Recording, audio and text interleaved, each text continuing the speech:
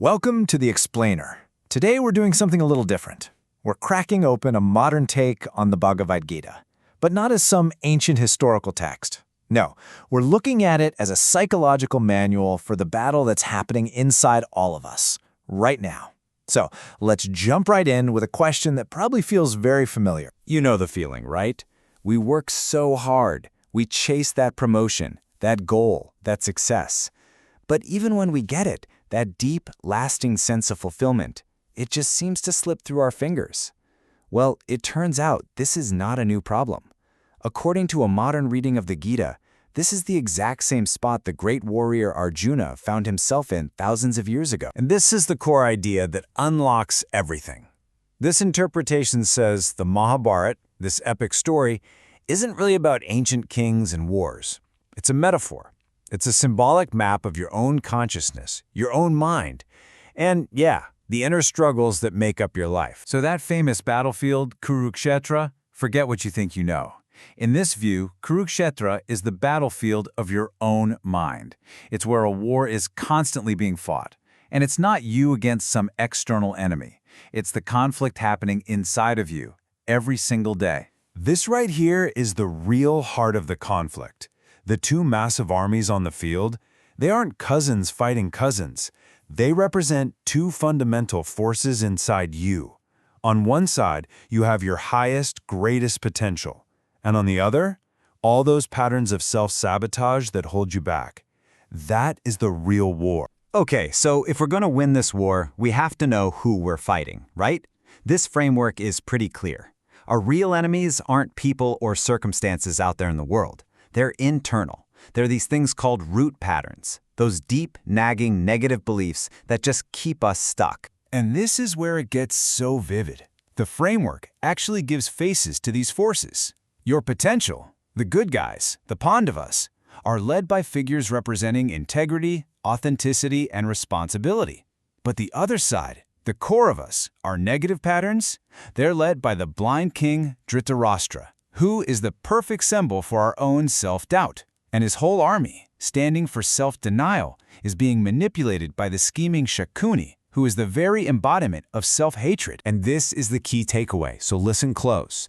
These three things, self-doubt, self-hatred, and self-denial, they are the source code for pretty much all of our inner conflict. They're the enemies that literally drain our power and leave us feeling completely stuck. But here's the good news. Just like Arjuna had Kṛṣṇa in his corner, we're not left to fight this battle alone. So now we shift from diagnosing the problem to looking at the solution, a toolkit of 4 core principles, or tattvas. Think of these as the divine weapons Kṛṣṇa gives us to win this inner war. So here's the game plan. The path to victory is built on these 4 powers: integrity, authenticity, responsibility, and enriching. They're laid out as a step-by-step way to take back your inner strength and finally beat those negative patterns. So let's break down what each of these really means. Okay, first up, integrity. This isn't just about not telling lies. It's about fulfilling the word you give, especially the word you give to yourself. It's about honoring your own commitments. Then there's authenticity. This means showing up to life from your peak state, from the best version of you, not from some lesser, watered-down self. Next is responsibility, and this is a huge mindset shift. It's not a burden, it's a power. It's living from the space where you realize you are the source of how you experience your life. And finally, enriching. This is where it all comes together. It's the act of taking those first 3 powers and actively using them to make your life and the lives of others better. So where is all this leading? What's the point of wielding all these powers? Well, the ultimate goal is to reach a state of being called purnatva. And the best translation for that is simply completion. Now, what does that even mean, completion? It's a pretty profound state of inner freedom. It means you live without the constant hangover from your past. The memories might still be there, sure, but they've lost their emotional charge. They no longer have the power to make you angry or guilty or cause you pain.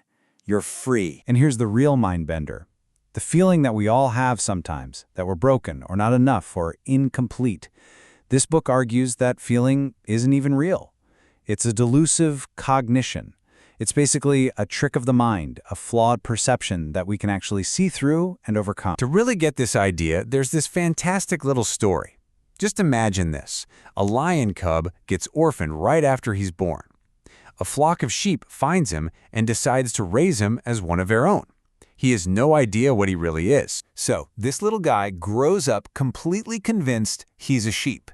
He bleats like a sheep, he eats grass like a sheep, he's scared of things like a sheep, he's living in a state of total incompletion. This goes on until one day a huge adult lion finds him. And to show the cub the truth, the lion does two things. First, he drags him to a lake to see his own reflection. Then, he forces him to taste meat for the first time. And boom! That taste of his true nature awakens something deep inside. The sheep lion lets out this massive, powerful roar, his first real roar. And in that one moment, he gets it. He was never a sheep. He was a lion all along. That roar, that's the moment of enlightenment. And this story leads us to the most powerful, maybe even startling conclusion of this interpretation, that we are all that sheep lion. Our true nature, the one we've forgotten, is powerful, it's divine, it's already complete. We are not these small, scared creatures we've been taught to believe we are. Okay, so this brings everything to a head with a really important practical question. If our inner state is what really matters, then what's more important for our growth? Is it the things we do out in the world, or is it the consciousness behind those actions? There's another story that just nails this point.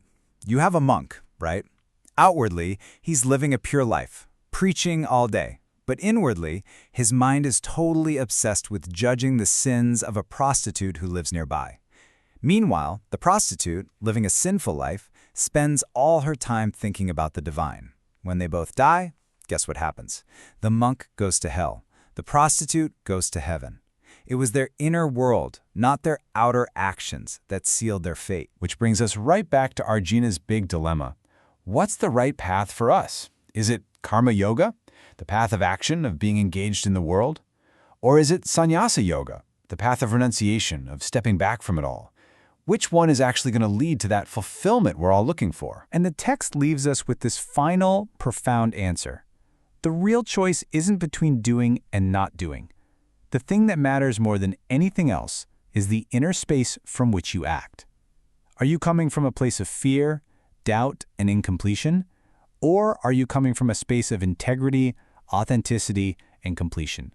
Because that, according to this view, is the only thing that truly matters.